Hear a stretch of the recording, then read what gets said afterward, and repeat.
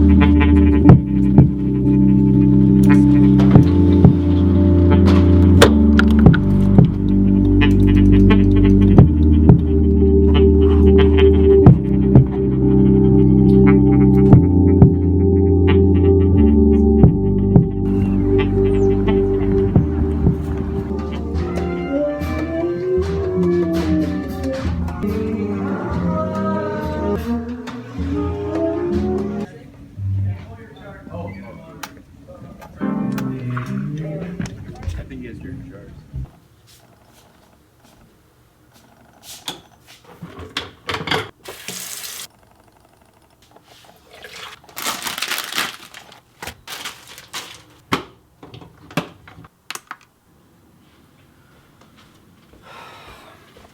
So I'm in San Diego. Well, I was here yesterday for this clinic and concert. Now I'm doing a mad dash because I got to get back up to Los Angeles because I have a few appointments today.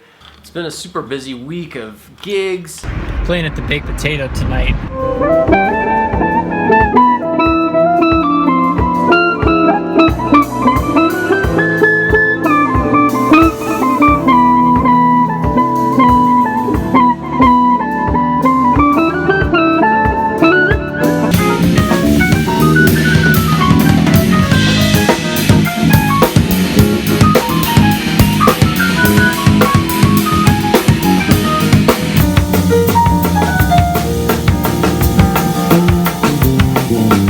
Some last minute recording sessions.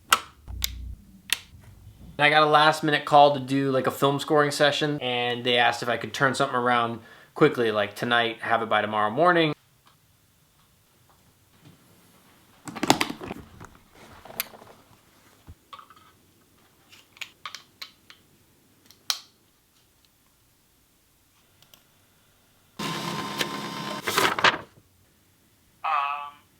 You're supposed to have like a mix without sex? Yep.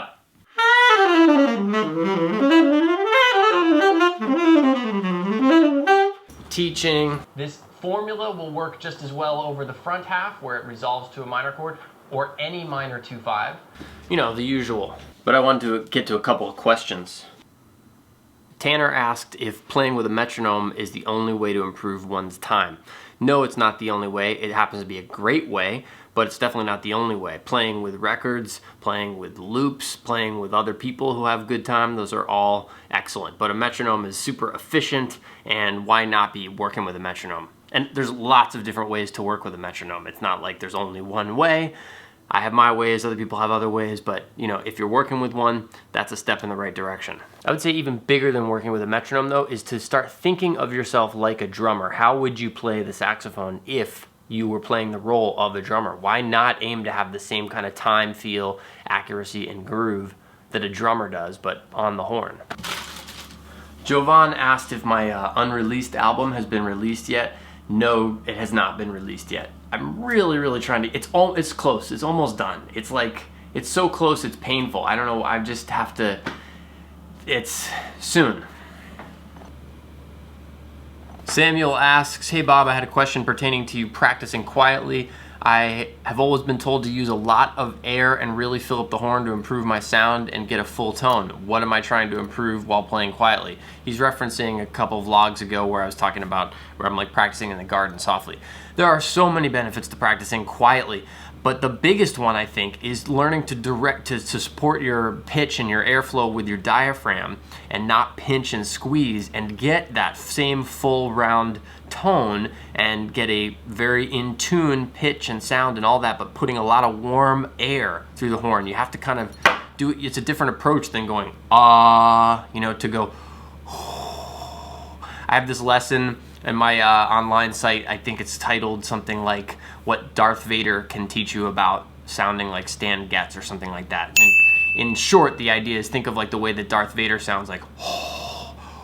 Well, if you play like that through the saxophone, you can end up getting a full range subtone that's similar to like a sound that you might hear Stan Getz do. So anyway, it's been something that has been a game changer for me over the years. Obviously, I still play full tone and work on things at full volume as well. But extremes. You want to be able to have dynamics in your playing, not just loud and soft, but all sorts of dynamics, contrast, stuff like that.